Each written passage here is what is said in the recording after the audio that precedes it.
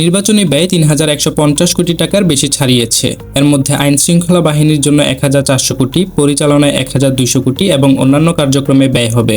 এছাড়া গণভোটের প্রচারে নির্বাচনী ব্যয় থেকে মোট ৬টি মন্ত্রণালয়ে ১৪০ কোটি টাকা ভাগাভাগি করে নিয়েছেন বলে অভিযোগ উঠেছে। শেরপুরে বিএনপির সাথে সংঘর্ষে জামায়াত নেতা নিহত, আহত ৬০।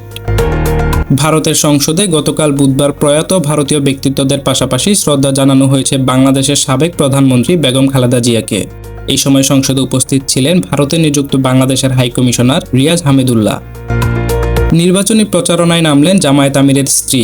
তিনি বলেছেন, দেশপ্রেমিক শক্তিকে জয়ী করে তাদের হাতে দেশ পরিচালনার দায়িত্ব দিতে হবে, তাহলে দেশে উন্নয়ন হবে, শান্তি ফিরে আসবে।